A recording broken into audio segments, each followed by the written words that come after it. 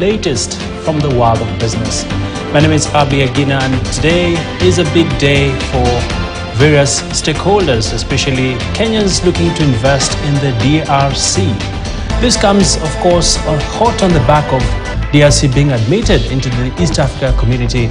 We'll be exploring a lot more on some of the opportunities down in DRC, and I'll be speaking to Mr. Anthony Kinzo Kamole, who is in charge of the DRC Investment Authority, and of course also the president of the Francophone countries in terms of business opportunities. He's with us this afternoon in studio, and we'll be engaging him in a short while. We'll be having an interesting conversation, and of course Kenya being the country hosting this year's DRC conference, we'll be having more details on this as we progress. Of course, we also have been keeping an eye on developments in the capital city, where President Uhuru Kenyatta today did launch the Nairobi International Financial Center.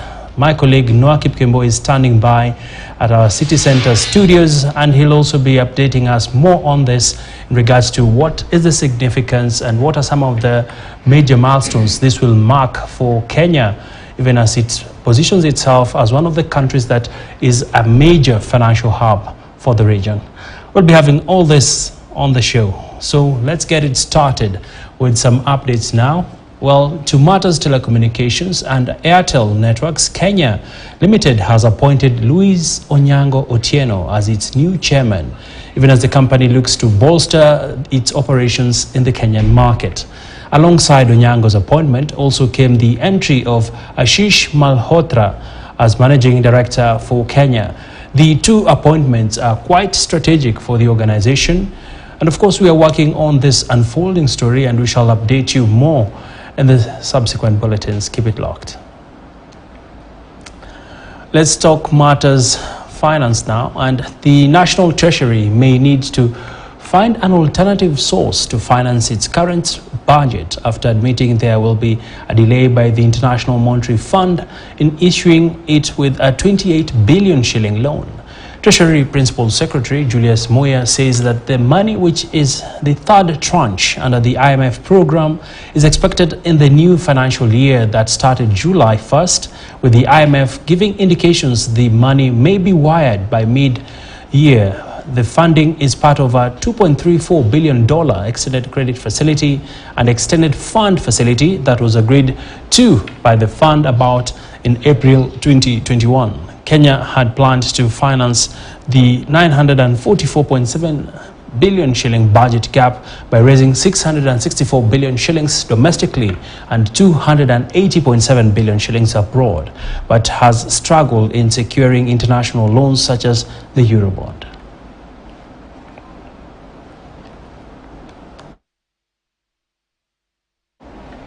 All right, let's take you now to that developing story around Kenya to finally have its own international financial center here in the capital of Nairobi. And of course, this will have a big impact in regards to foreign firms coming in, as well as attracting capital flows. Well, let me now bring in my colleague Noah Kipkembo, joining us from our city center studios. Great to see you, Noah. Perhaps what does this mean to Kenyans and of course us as a country within East Africa? Well, a very good afternoon to you, Abi.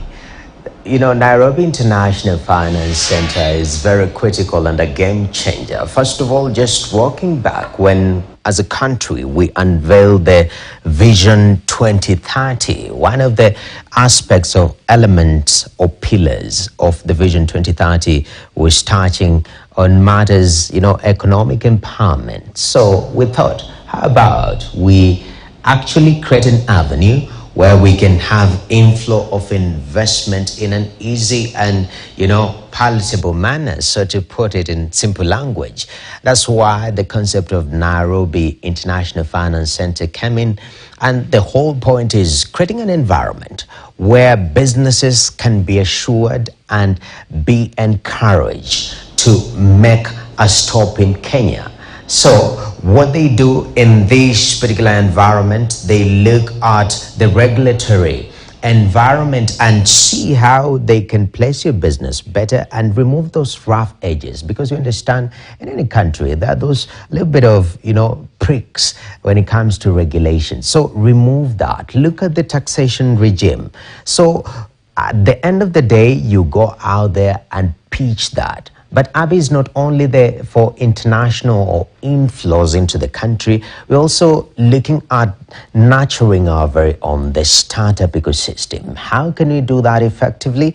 And one of the ways is that the Nairobi International Finance Center is creating that avenue. In fact, in today's unveil, we saw one of the electromobility companies which manufactures, bikes, electric bikes, that is motorcycles and bicycles. Actually, they are planning to be onboarded onto the program to be able to get the kind of support. All bottom line is that we create an enabling environment where external investors can look and say, I can trust and I can invest in that jurisdiction. At the same time, internally, we are able to take our startup and place them in a position that they can scale and roll out their products even to the wider African market. All right, quite an interesting feat we have achieved as a country. Certainly looking forward to just hearing more from some of the key speakers who graced this event. Many thanks there, Noah Kipkimboy, joining us from our City Center studios. And of course, make a date with us at 9 p.m. where you can get that comprehensive report. Well, let's take you now to some sad news. Well, the Retirement Benefits Authority is this day in mourning as its outgoing Chief Executive Officer, Nzomo